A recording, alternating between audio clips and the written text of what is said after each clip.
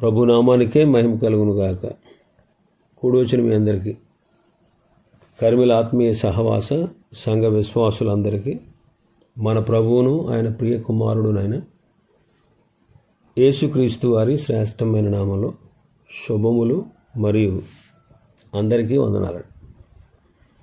యోబు గ్రంథం 6వ అధ్యాయాన్ని మనం ధ్యానం చేసుకుందాం. యోబు గ్రంథం 6వ అధ్యాయం.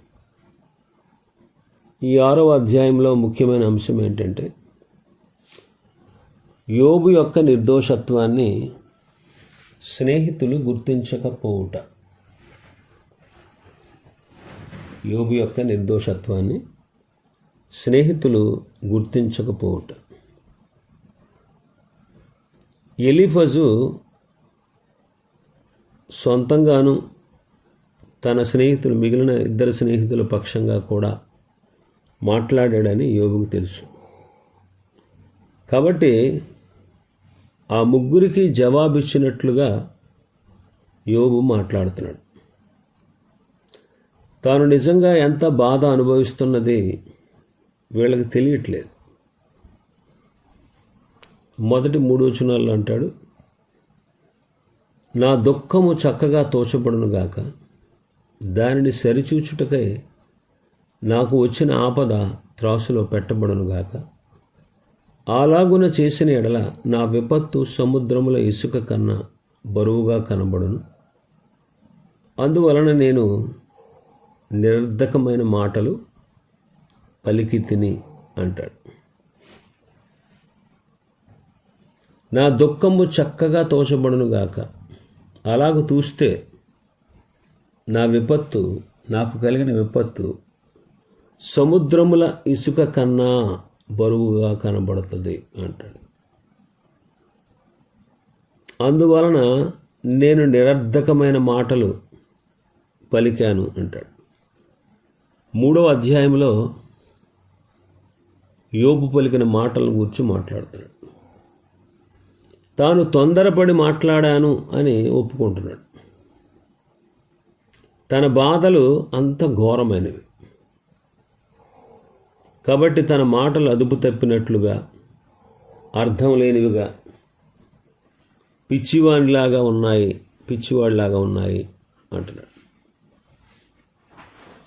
తన పరిస్థితులు స్నేహితులు గుర్తించలేదు. తన పరిస్థితిని స్నేహితులు గుర్తించలేదని చెబుతున్నాడు. 26వ వచనం ఈ భాగంలో, యోబు గ్రంథం 6:26లో చూస్తే, మాటలను గద్దించుదమని మీరు అనుకుందురా, నిరాశ గలవాని మాటలు గాలి వంటివే కదా అంటాడు. ఇంకా 4వ వచనంలో మనం చూస్తే, సర్వశక్తుడకు దేవుని అంబులు నాలో చొచ్చెను, వాటి విషమును నా ఆత్మ పానము చేయుచున్నది. దేవుని భీకర కార్యములు నాతో యుద్ధము చేయుటకై పంక్తులు తీరుచున్నవి అంటాడు. సర్వశక్తుడకు దేవుని అంబులు నాలో చొచ్చాయి, దేవుని భీకర కార్యాలు నాతో యుద్ధం చేయడానికి పంక్తులు తీరుచున్నవి అంటున్నాడు. యోబు తన విపత్తులు, తన దుఃఖం, తన దేహ బాధలు దేవుడే గురిపెట్టి అతని మీదకి వదిలినటువంటి విషపు బాణాల్లాగా ఉన్నాయి అంటున్నాడు. ఆ బాణాలు గాయపడిన అతని దేహానికి, కల్లోలమైనటువంటి అతని మనస్సుకు కూడా గుచ్చుకుని ఉన్నాయి. తానెంత బాధలో ఉన్నాడో తన స్నేహితులు గ్రహించలేకున్నారు. సాధారణంగా మనుష్యులు జంతువుల్ని చంపడానికి, హతమార్చడానికి విషము పూసినటువంటి బాణాలు వాడతారు. దేవుడు అనేకమైన బాణములతో అతనిని బాధించాడు.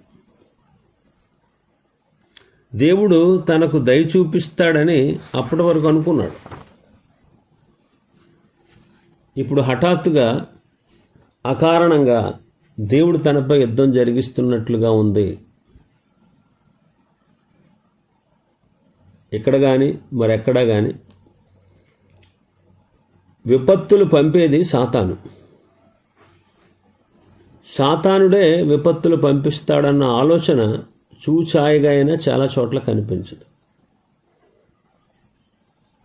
వారి మాటలు దేవుడు యోబును శిక్షిస్తున్నాడని, యోబు చేసిన పాపాన్ని బట్టే దేవుడు శిక్షిస్తున్నాడని వారు నమ్మారు. యోబేమో సరైన కారణం ఏది లేకుండానే తాను శిక్ష అనుభవిస్తున్నానని నమ్ముతున్నాడు. మనుషులకు అప్పుడప్పుడు విపత్తులు వాటిల్లితే దేవుడే నాకు విరోధి అయిపోయాడని పొరపాటుగా భావిస్తూ ఉంటారు. సాతాను వారికి విరోధంగా రేగినా అది దేవుని కోపంగా భావిస్తారు. దేవుడు యోబుని ఎంతో ప్రేమించాడు, అధికంగా అతని మీద దయ చూపాడు. ఈ విపత్తుల తర్వాత అధికంగా దీవించబోతున్నాడు. ఇదంతా యోబుకు తెలియదు. దేవుడే బాధిస్తున్నాడేమో అని భయపడతా ఉన్నాడు. ఇంకా 5వ వచనంలో చూస్తే, అడవి గాడిద గడ్డి చూచి ఓండ్ర పెట్టున, ఎద్దు మేత చూచి రంకె వేయున అంటున్నాడు. అడవి గాడిదకు ఎద్దుకు కావాల్సింది ఏంటి? మేత. ఇక్కడ యోబుకు కావాల్సింది ఏంటి? ఆదరణ. జంతువులకు మేత సమృద్ధిగా ఉంటే రంకెలు వేయవు. ఆకలితో అలమటిస్తూ ఉంటే అలాంటప్పుడు అవి రంకెలు వేస్తాయి. నా పరిస్థితి అంతే. ఆస్తి అంతా నష్టపోయింది, పిల్లలు మరణించారు, దేహమంతా కురుపులతో బాధలతో నిండి ఉండగా నేను ఇలా మాట్లాడుతున్నాను అంటున్నాడు. ఒకవేళ పరిశుద్ధ బైబిల్ గ్రంథం ఆనాడు యోబు దగ్గర ఉంటే యోబు ఎంతో ఆనందపడేవాడు. అపొస్తలుడైన పౌలు దేహంలో ముళ్ళు ఉన్నప్పుడు పౌలు దేవునికి మొరపెట్టాడు. అందుకు ఆయనేమన్నారు? నా కృప నీకు చాలును, బలహీనత యందు నా శక్తి పరిపూర్ణమవుతున్నదని ప్రభు చెప్పారు. అందుకే క్రీస్తు శక్తి నా మీద నిలిచి ఉన్నది గనుక హింసలలోనూ ఉపద్రవాల్లోనూ నేను సంతోషిస్తున్నాను అంటాడు పౌలు గారు. హింసల్లోనూ ఉపద్రవాల్లోనూ కూడా నేను సంతోషిస్తున్నాను. కొరింథీయులకు రాసిన 2వ పత్రిక 12:7 నుంచి చదివితే, నాకు కలిగిన ప్రత్యక్షతలు బహు విశేషముగా ఉన్నందున నేను అత్యధికముగా హెచ్చిపోకుండా నిమిత్తము, నాకు శరీరంలో ఒక ముళ్ళు నేను అధికముగా హెచ్చించిపోకుండా నిమిత్తము నన్ను నలగొట్టుటకు సాతాను యొక్క దూతగా ఉంచబడాను. అది నా యొద్ద నుండి తొలగిపోవాలనని దాని విషయమై ముమ్మారు ప్రభువుని వేడుకుంటుని. అందుకు నా కృప నీకు చాలును, బలహీనత యందు నా శక్తి పరిపూర్ణమగుచున్నది అని ఆయన నాతో చెప్పాను. కాగా క్రీస్తు శక్తి నా మీద నిలిచియుండు నిమిత్తము విశేషముగా నా బలహీనతల యందే బహు సంతోషముగా అతిశయపడుదును. నేనెప్పుడు బలహీనుడనో అప్పుడే బలవంతుడను. గనుక క్రీస్తు నిమిత్తము నాకు కలిగిన బలహీనతల్లోనూ, నిందలలోనూ, ఇబ్బందులలోనూ, హింసలలోనూ, ఉపద్రవముల్లోనూ నేను సంతోషించుచున్నాను అంటున్నాడు. దేవుని మాట పౌలుకి ఆనందాన్ని కలిగించింది, ఆదరణ కలిగించింది.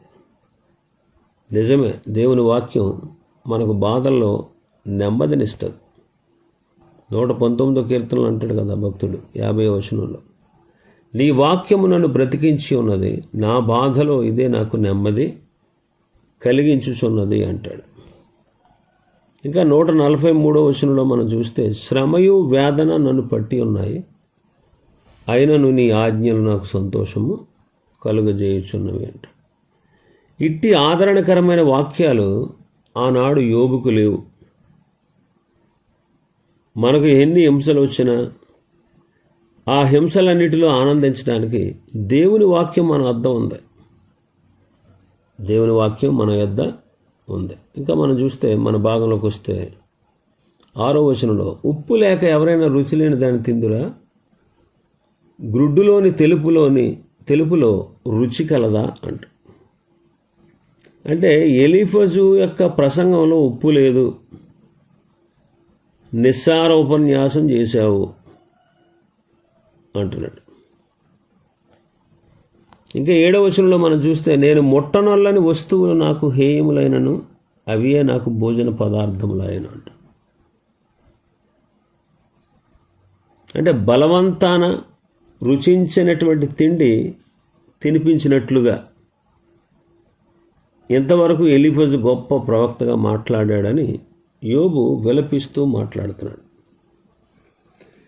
ఇంకా మనం 8వ వచనం నుంచి మనం చూస్తే 8వ వచనం నుంచి 13వ వచనం వరకు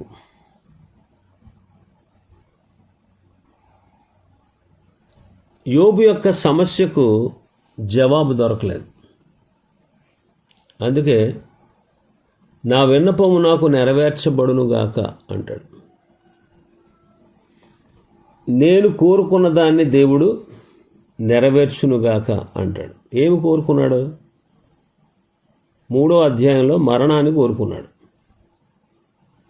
అదే ఇప్పుడు కూడా కోరుకుంటున్నాడు. 10వ అధ్యాయం 1వ వచనం చదివితే, నా బ్రతుకునందు నాకు విసుగు పుట్టింది, నేను అడ్డు లేకుండా అంగలార్చెదను, నా మనోవ్యాకులము కొలది నేను పలికేదను అంటాడు. 14వ అధ్యాయం 13వ వచనాన్ని చదివితే, నీవు పాతాళంలో నన్ను దాచిన ఎడల ఎంతో మేలు, నీ కోపము చల్లారు వరకు నన్ను చాటును ఉంచిన ఎడల ఎంతో మేలు, నాకు ఇంతకాలమని నీవు నియమించి తర్వాత నన్ను జ్ఞాపకం చేసుకోనవలనని నేనెంతో కోరుచున్నాను.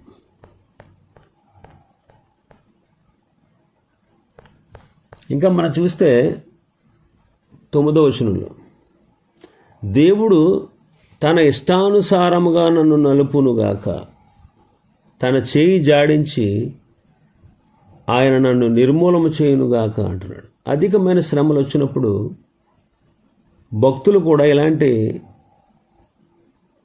మరణాన్ని కోరుకుంటూ ఉంటారు. గొప్ప గొప్ప భక్తులు కూడా ఇలాంటి మరణాన్ని కోరుకుంటారు. సంఖ్యాకాండం 11వ అధ్యాయం 15వ వచనం చదివితే, నా మీద నీ కటాక్షం వచ్చిన ఎడల నేను నా బాధను చూడకుండానట్లు నన్ను చంపుము అంటున్నాడు మోషే. రాజుల మొదటి గ్రంథం 19వ అధ్యాయం 4వ వచనం చదివితే, తాను ఒక దిన ప్రయాణం అరణ్యంలోనికి పోయి ఒక బదరి వృక్షం కింద కూర్చుండి మరణాపేక్ష గలవాడై, యెహోవా, నా పితరుల కంటే నేను ఎక్కువ వాడను కాను, ఎంత మట్టుకు చాలును, నా ప్రాణము తీసుకొనుము అని ప్రార్థన చేశాడు. నా ప్రాణము తీసుకొను.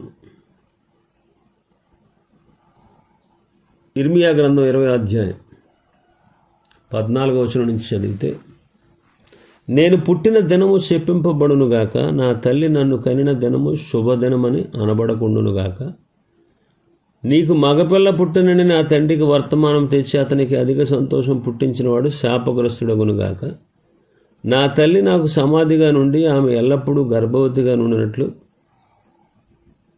అతడు గర్భములోనే నన్ను చంపలేదు గనుక, యెహోవా ఏమాత్రమును సంతాపము లేక నశింపజేసిన పట్టణముల వలె ఆ మనుషుడు ఉండునుగాక, ఉదయమున ఆర్తధ్వనిని మధ్యాహ్న కాలమందు యుద్ధ ధ్వనిని అతడు వినుగాక, కష్టమును దుఃఖమును చూచుటకై నా దినములో అవమానంతో గతించిపోనట్లు నేనేల గర్భములో నుండి వెడలి తిని అంటాడు ఇర్మియా గారు.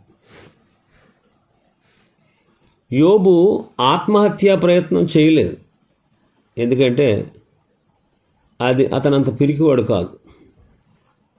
ఆత్మహత్య అనేది పిరికివాడి లక్షణం.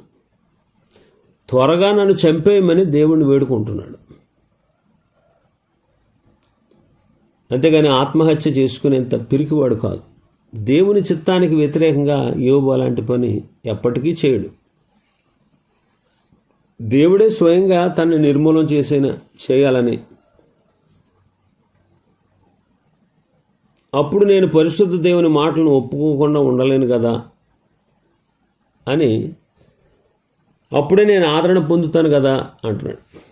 మన భాగంలో 10వ వచనంలో చూస్తే, 10వ వచనంలో అప్పుడు నేను పరిశుద్ధ దేవుని మాటలు ఒప్పుకోకుండా లేదని, నేను ఆదరణ పొందుదును మరియు నేను ఎంత వేదన పడుచుండినను దానిని బట్టి హర్షించుదును అంటున్నాడు.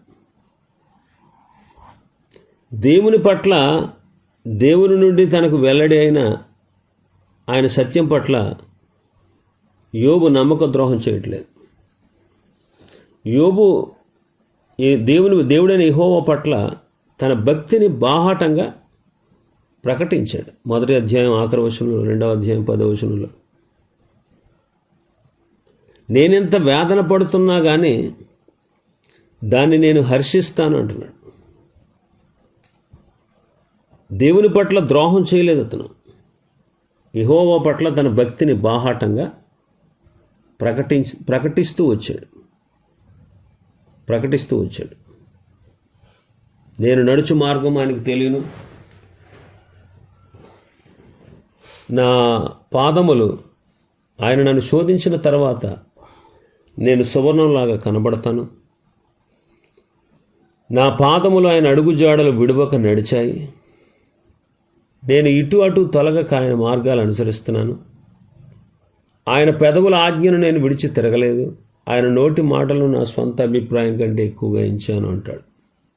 యోబు గ్రంథం 23:10-12 వచనాలు. ఎంత వేదన పడుతున్నా దేవుని బట్టి హర్షించాడు, దేవుని బట్టి హర్షిస్తున్నాడు. దేవుడే నన్ను ఈ కష్టాల నుంచి వెలుపలకు నడిపించాలనేటువంటి నిరీక్షణతో ఉన్నాడు.